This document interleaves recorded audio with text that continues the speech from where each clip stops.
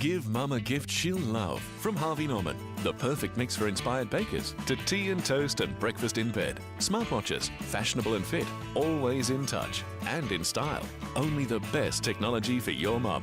Treat her to some solid me time with all the comforts of home and memories to cherish.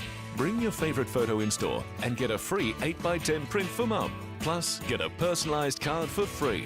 This Mother's Day, only at Harvey Norman.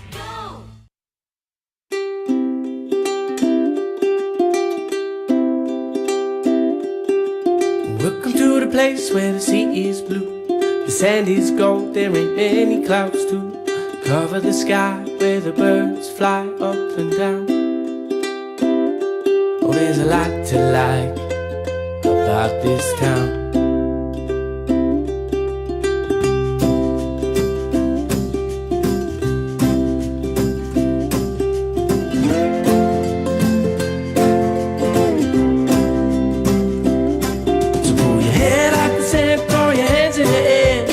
Them all around like you just don't care no more. Put a hat on your head, kick the shoes off your feet. Let's all around to the Sunshine Coast beat. Oh. Come to life on the Sunshine Coast. Visit sunshinecoast.com.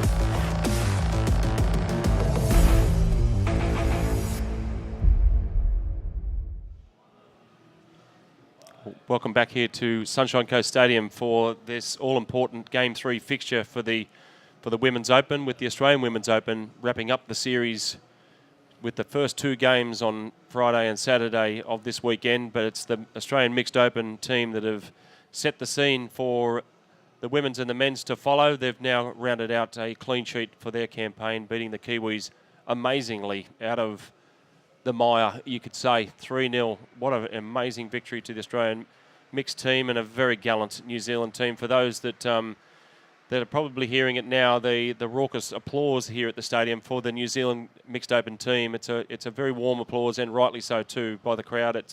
They can have their heads held high, and it's a very brave effort from them to almost get over this very, very strong Australian mixed team. And there are the successful Australian mixed team now, joined here with former World Cup winning Australian Women's Open coach and campaigner over 9 Trans-Tasmans. Can you believe it? Peter Bell joining us today. What exactly do the New Zealand women's have to do to get over this strong Australian women's team today, Bet? Good morning, and happy Mother's Day to you, Bucky. Look, I think the Kiwis have to compete in the midfield again. I think the first game they competed for probably only about 10 minutes. In the second game, much more improved effort, and they competed probably for about 30 minutes of the 40-minute game. And for those of you viewers who are not sure what I mean by that midfield, touch games are won and lost in the midfield, and that's where our defenders, they want to limit both the momentum and the field position of the attacking side. And they do that by dominating at the roll ball. And I think the Kiwis were extremely good in this area in the second game. And they actually stifled these Aussie girls in their attack. On the other hand, of course, the attackers, they want to break out, and that's in order to set their attacking platforms. And when they do that and they get that momentum, their key attacking players can come into the game. And we saw Tamika Upton in particular. If she's starved of the ball and starved of that momentum, as she was for a big period of the game, then that's the Kiwis who go to a long way to winning this game. And that's what they need to do again. So it's about competing and getting a dominance through the midfield. So that's what I'm hoping that the Kiwis can repeat again. It takes a lot, but I'm sure their coaches got them up for it. This is their third game, and sometimes these dead rubbers are extremely hard for both the team that's lost the series and the team that's won the series. So it'll be interesting. It's a good challenge for both teams. Well, it is interesting, isn't it? There as we watch Lizzie Campbell lead out her successful Australian Women's Open side, and that also familiar Australian tunnel with warm well wishes from the whole contingent. It's a great spirit in the whole three-team camp, isn't it? The New Zealanders earlier being led out by their captain today, Megan Campbell. They'll just go through their final preparations here with a few handoffs, but you're quite right, aren't you, Peter? Tamika Upton and a few of these Aussie women's girls will really stand up. But I think it's just so heartening to see that mixed game. You know, we can talk in dead rubbers or it doesn't mean anything, but it really does mean everything, doesn't it, for these players? Well, absolutely, and I think at the very least, the team that's lost that series, if they can gain some momentum by winning the third game, it stands them in good stead coming back again next year. So, yeah, the third game, and in terms of this Kiwi women's team, I think, as I've said through the commentary yesterday, I think New Zealand contingent can be proud of what they've managed to achieve after a setback earlier in the week. They've managed to be very courageous in what they've delivered, and I think, again, if they can do that today, they can go home being a little bit more set for what their future holds as we lead to the World Cup. Certainly, Belly, and as you see last night in their performance, it's good pointer and good portents, you would say, for their performance today. They absolutely stood up tall, didn't they, against the Australian women's, and they actually sat them back on their heels again in defence, really got aggressive at the ruck and just actually made them really work hard to get that clean roll ball, and it really affected the Aussies, you have to say. Yeah, well, as I said earlier, it's that midfield dominance, and I think historically, whenever New Zealand come to the party there with a strong power game through the midfield and bring their aggression into the game, they make it difficult for these girls. And the Australian game is very much about, we call it breaking out, and I think, you know, if they are not allowed to break out and run their expansive game, they can be beaten, and that would be the intent and certainly the objective, I think, of the Kiwis today. Certainly, give us a little insight. Obviously, the Kiwis in a tight huddle for coaches Liana Fox and Dana Turnbull, and certainly Brenda Pamatuta Tatu, and with the Australian coaches in Swain Ravelli and Craig Morrow and Kim Solomon, the manager. It's quite an intense point at this. It's all tactics and strategies laid down bare. And now, you know, as a coach going into this, what are the instructions, the final instructions, Pete? From the Kiwis' view, is more of yesterday, more of that let's take it from 30 minutes to 40 minutes, and let's really put the Aussies under that midfield pressure. But of course, you've got to score touchdowns as well. So I'm looking for a big game from Tara Moe, and probably I keep calling her out. You know, I'd like to see Mahina Paul get into the game, or at least them setting for her. So the Aussies, they want Tamika into the game. Our officials for the women's fixture here, Rob Bowen, Richie Heap and George Haswell, will get us underway now, as it's Petey from Australia taking us away with Hannah Dybel and Tamika Upton into Hayley Maddock, driving into the line. Looks positive here for the Aussies. And Petey gets a beautiful ball away, but there was a link in Hannah Dybel was probably the one to go to. Yeah, it's good bit of footwork by the Aussie Lynx there. I think they've actually changed up their play, their tap-off move, but the Kiwis are up for it in the end. What's the Kiwis through Campbell, just trying the captain today, Campbell. In game 3, they'll really need to have some momentum and some driving, as you say, Peter, in this midfield to put Australia on notice and under some pressure.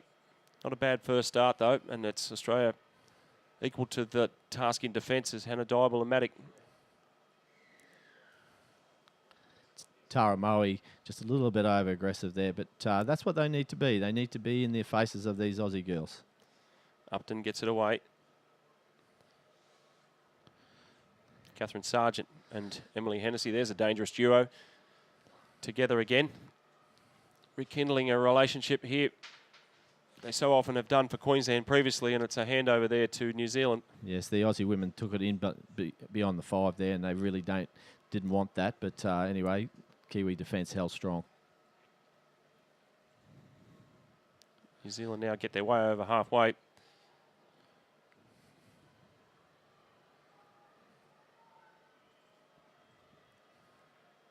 That's the shape here from New Zealand. Peter, it looks as if they've obviously just left the ball there, but it just probably need to go in with a little bit more intent, you would think, in these early stages. Yeah, I'm happy with their start. At least they're getting down to where they need to be, and that's the important part at this stage, early stages of the game. The Aussies on a bit of a roll here. Shelley Davis now with Sammy Rogers, Kim Susi, and good to see Jess McCall back into the fray today for the game 3. Susi, beautiful crisp pass. Oh, even better one out to work to go, but just a little bit low and hard to grasp. Yes, that's good footwork by Kim Susi, and then of course the cut ball to a winger, just not making the mark. But good signs there for Kim Susi, one of the better young players in this Aussie team. She's been probably a little bit quiet by her high standards. Yep, certainly a dominant and key figure in this Australian women's side. One of the great young players that have emerged through the youth program, and a lot to do with your good coaching and pathway development there, Peter. And it's again now with Australia, with McCall and Michaelopoulos getting it away through the captain. Aussie's very deep in attack coming off the line, so that's an indicator that they want to run, and that's what they're doing at the moment, getting into that midfield, getting at middles. Good work by the Lynx there to come up and cut that off. Michaelopoulos and Petey. It's a nice little exchange, really putting the defence back,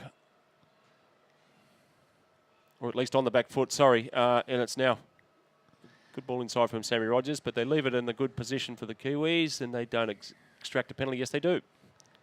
Well, that was Australia's best set of the match so far. They really got a good drive on. That's what the Kiwis have got to be fearful of. Don't let them get into that running. And now we come up with an error. Yeah, fairly timely one too for Australia, you would think. But once again, here we see, Peter, in these Women's Opens fixtures, it's taking a good 4 or 5 minutes before anyone to crack.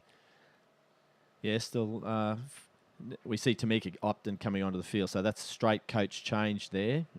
And now we come up with an Aussie error, so Tamika will have to wait. Indeed.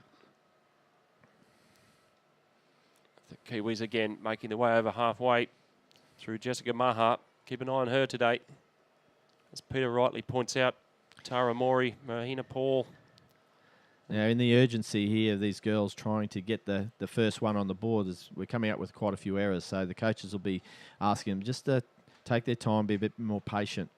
The cat-mouse game continues. When's the tennis start here, Peter? Absolutely. Expecting a high-scoring affair, Peter, in this one. Tamika's there now, but no winger. Into She Matic. made an interchange. They've got the overlap. Got the overlap. Great ball from Sargent into Rogers, 12-11. It's all clear. Australia do open their account, but it took them 5 minutes, though. Yeah, and that was on Cassandra Engler's wing, and she's normally very good on that side. I guess she probably needed to get players with her, and her link was left her a little bit high and dry there. So, but the opening's try now to the Aussies, and that will give them some confidence. Indeed, it does, Peter. And again, we saw Touch Blacks really stand tall last night against the Aussies, but it looks like the Aussies are really trying to keep the Kiwis off balance at the ruck, and it's proving effective so far. Yeah, Aussies using their links up high. You see Jess McCall up there nice and high, putting pressure. That frees up the middles to make the subsequent touches at the back end of the set. So good work by using the links in that fashion. So now the Kiwis need to keep them here. Don't let them run. How are you feeling as Swain Ravelli in the coach's box now? I'd be pretty impressed with actually holding them out so far and putting them on the back foot. Yes, he won't be happy about the errors, but he's happy that he's up 1-0. Wow, good touch. Michaelopoulos again finds Jess McCall in at half. Kim Susi looks ever threatening. It's a great take there. Good work in defence there by Isla Orn-Bell. She was very active in a lot of those touches in that set. Well done to her. Lizzie Campbell in the unaccustomed wing position there. Takes it nice and cleanly, and good field position again for the Aussies to defend. They're making it hard work for the Kiwis to get even to halfway here. Want to go up in defence again. They'll stream up here now, the Aussies in defence. You watch it all as one unit. It's great coaching. And easy pickings there for Kim Susi in defence, Peter. Yes, that was a good strike by the Kiwis. They good to get that strike dump and put a bit of pressure on the Aussies. But away we go again here. Just Maddie Crowe leaving it behind. Want to go a little there. Maybe if a little bit more in front, she could have got away. But anyway, here comes the Aussies. through their captain, Lizzie Campbell.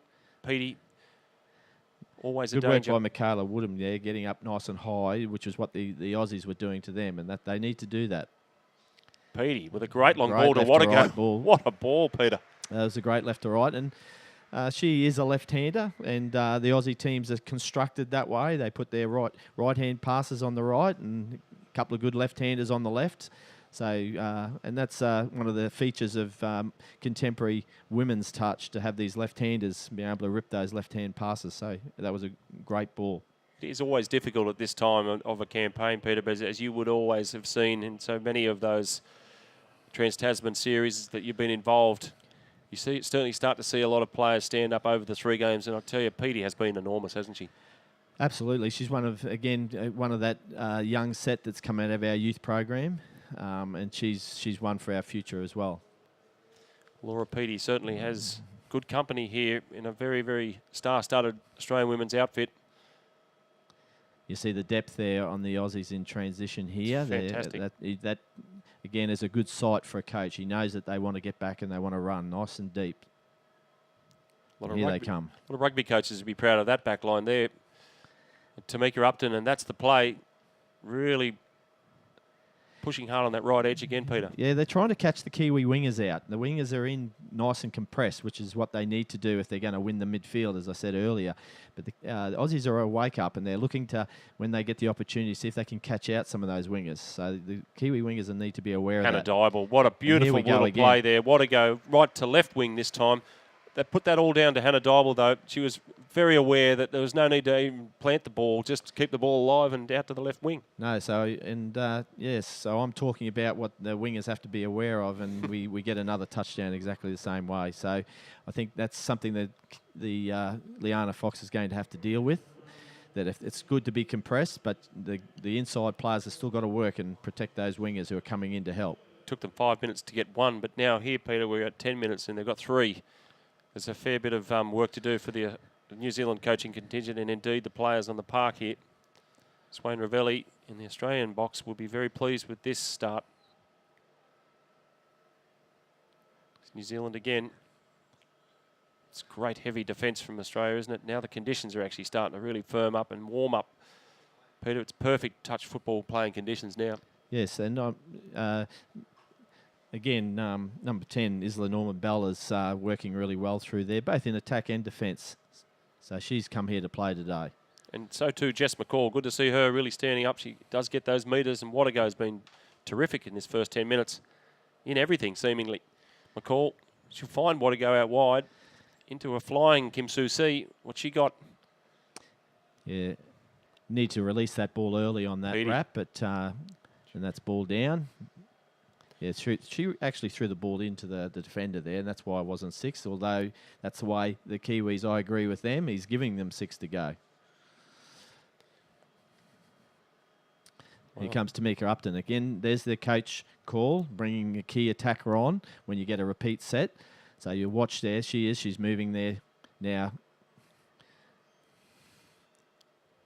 Oh, that's just a simple outlet, isn't it? Yeah. There's no need to ruck the ball at all. No, and again, I'll point to the fact that the winger just a little bit too far in when they shift quickly. Tamika's gone from right to left there, come around the back, shifted quickly, and we've caught the winger out again. That is excellent coaching and application by the players, isn't it? There is no need to even plant the ball there. That is mighty impressive, just to use simple math in the hands to the winger. Great try by Michaelopoulos. Yeah, so we've really got to see now an intervention by the Kiwi coach. He really needs to now, the focus should be to get one back on here. So get the girls their confidence up and get back in. So what players have they got? This is where they need to have something that their go-to play that they can come up with a touchdown, because they certainly need one. That's certainly Maury. She has this in her artillery, that long ball. Tamika Upton was great defence though. She was up on the 5 metre mark and just nullified any threatening attack, and it's Australia now. They're going to have to make their way back down again, as Peter Bell expressed, keeping those coaches happy with a very, very deep back line. There's Dybel and Tamika Upton. Catherine Sargent figured in the first try prominently. Michaelopoulos, great charge for Hennessy. She'll be very pleased with that. Unfortunately, she falls over and tries to sneak through, but not there. Yes, she's got dynamic footwork, has Emily Hennessy. You'll see those little twinkle toes. She really likes to... Are they going faster, Peter, do you think, because they're lime green? Oh, definitely. I think if you asked Emily, she'd probably say that. She, I think she likes to be seen. So there you go. Well, husband Dylan would look quite an item in those green numbers, no doubt. But New Zealand, again, not coming up with those answers that they probably look for. Tainui McIntyre just turned herself around there, and it's Australia again in those green shoes of Hennessy. Just gets out of jail there with Michaelopoulos. Here she is again. Super mum on Mother's Day here in Australia.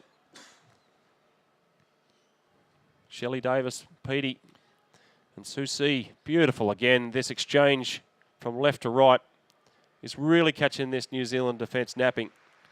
What a wonderful, wonderful reply again from Australia. Sammy Rogers this time. Yes, it's the shift, the quick shift of the ball and catching the inside defenders out. Outside defenders are compressed, of course, and they're in two minds. They don't know. Has the inside player got them? And in that case, once again, they're caught too far in, and the inside player is just being a little bit slow to react. So another touchdown to a winger. So this is bad signs for the Kiwis at the moment. They really need to get one back on. It seems that Australia's playing with an extra player. Well, it does, and I think again it's about that Kiwi shape in defence, which I agree with. They need to be compressed, but it's their reaction time in the mid when that ball shifts. They need to move, and they're just getting caught a bit slow to react to it. You certainly see in the men's game with Matt Prowse falling in defence, but then just flying back to the winger. But that's a great response though from New Zealand. Does it get through? No, the touch is called. No, that's very unlucky there. I thought she'd actually might have got that ball down. I'd like to see the replay, but well done. That was the first glimpse of hope we have. Good switch back, and again is Norman Bell nearly slicing through there. That surname again, hey Pete. It's she could well figure here in a New Zealand resurgence yet. Again, Jess McCall making great metres. Yes, Jess is one of the veterans of this team, and I know she had a major injury. She brought back into the side to add that experience. One of the better defenders in the Aussie women's team is Jess. We've got a 6 to go again. Ran into her father earlier, Mick McCaw, an Australian great amongst the senior Hall of Fame divisions. member. Hall of Fame member, no less. With indeed yourself, Peter, and he's very happy to be here today watching his daughter. He thought he actually had a flight home last night, but he's the beneficiary of an extra day. How about that? Oh, Maddie Crowe, beautiful outstretched effort is sufficient enough for the ref to award that the 6th Australian try. 4 minutes to go to half-time. And that resulted again from a quick shift. Isla Norma Bell, the middle was just caught in a little bit too far. The links and winger had to go, and she just didn't have the pace. Maddie Crowe, one of the faster Aussie girls, a little bit too quick for her. I got her on the outside, and another touchdown to the Aussies, 6-0. Well, it's the first time in this match they've actually had to outstretch or even plant the ball to go into the line, Peter. It's impressive to see. There was a mighty effort, wasn't it? Just diving out wide. Yeah, she's, again, as I said, one of the faster players, and accompany that with a good dive. All the young girls these days, they're all taught how to dive properly, safely, so it's a skill that they all possess. Well, they've been relatively upright for each of their tries, save for that one. Now New Zealand, they really need to get down low here, and seemingly Tara Mori does, but not sufficient to get breach the defence with Hannah Dybel there and Hayley Maddock. Yeah, great bit of work by, I thought Tara Murray might have had it there, but a great bit of work by... It was well milked there from Hannah Dybel. She took some exception to being pushed and shoved and said, Yeah, well, I'm not playing this until you award a penalty. Yeah, I think that was a bit harsh. Probably wouldn't have awarded it was the men's touch, but not on Mother's Day. And not on Mother's Day as well. And a big shout out to your wife indeed here in the crowd with the family, Peter. Catherine's here. Yes, we spend Mother's Day at the touch, unfortunately for her. Lucky she's a touch player and she doesn't mind. Keeping it Might in the be family. a bit of trouble otherwise. You might well be indeed. It's always good to see, and it is a packed Sunshine Coast Stadium crowd here today. It's fantastic to see everyone's come on in, and wonderful to see all of you viewers out there taking up all these pictures from My Sports Live. Over 2 million reach on Facebook Live over the first 2 days, which is an enormous response, but rightly so. This is quite an amazing tournament. Those efforts of New Zealand in Game 2 were just something to behold, really putting Australia on notice, and certainly a really good pointer to the 2019 World Cup. We're at the halfway junction, Peter. How do you see it? Well, everything we do now for both these teams, everything is geared up for that World Cup, and I just hope that the Kiwis in particular have a look at trying to keep a lot of these good young players, well, certainly this contingent of courageous girls, together for the 2 years. And I've always found in my time that they've chopped and changed teams and coaches, and this is a good group they've got here. They don't want to dump too many of them. They want to really have a good look and work with them, and hopefully 2 years' time it'll be a different show for them. It was very generous of you not to compare and contrast that with the New South Wales Origin team. Thank you, Peter, for that. So, as it's now New Zealand streaming ahead now, they've really got to dig deep here and look for some answers, and Tara Morey could well be one of those that provides that as she switches back. Did she need to keep going there, Peter? I'm just watching on the referee's call here. That was very close. There was 6 to go, most definitely. Good bit of work by Tara Morey again.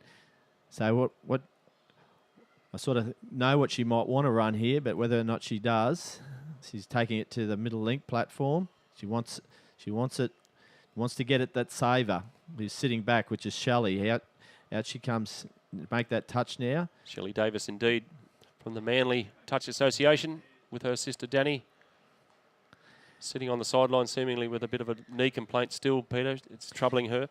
Yes, it is a bit of a drama for her at the moment, but Kiwi's a little bit impatient there, only missing an opportunity, 6 touches and going for the big play on the second.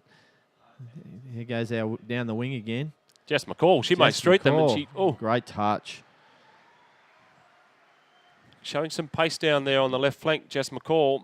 But you can see again, that's obviously something the Aussies have looked at, and something that they've picked up, that the Kiwi compressed defence is vulnerable, and you're seeing a lot of shift to catch out the wingers. So again, it has to be addressed by the Kiwi coach. Indeed, and it's Australia again through Dybel. Maddie Crowe and Sargent in the midfield.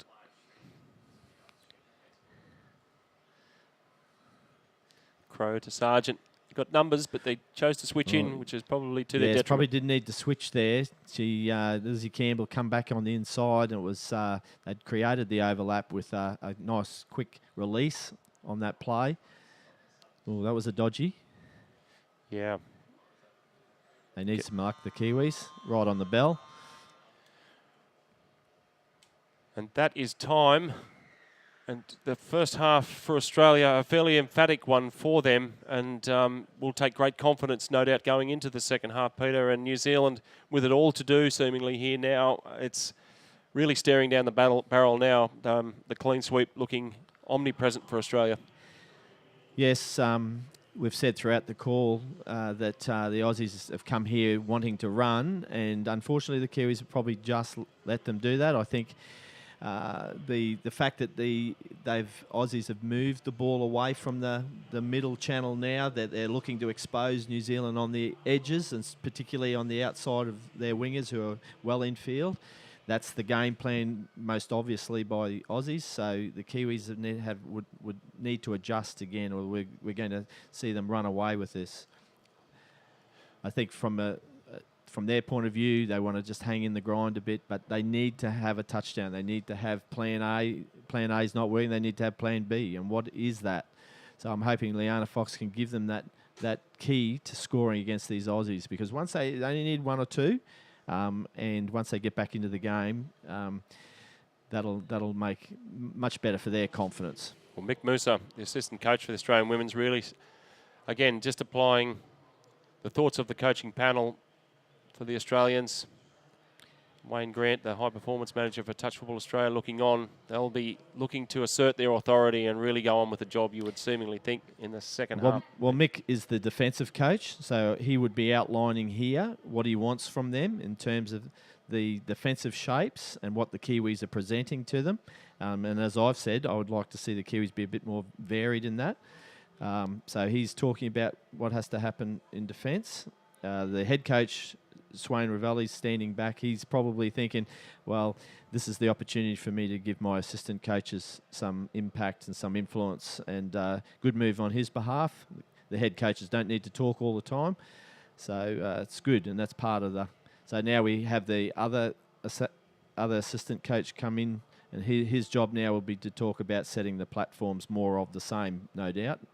Craig Morrow, indeed, just laying down the law, and we've got Kim Solomon, the manager, with the selfie stick, ready to take her wonderful pics and photos of the experience for the girls, and she's a key figure in this team, as is Glenn Eaton there on the camera there, providing great pictures of the Australian contingent throughout. And here is Wayne Ravelli now. What's the final instructions now, Peter? More of the same. There he's just keeping it. He's said very little other than there he's saying just get the ball down the other end and keep that running going. That's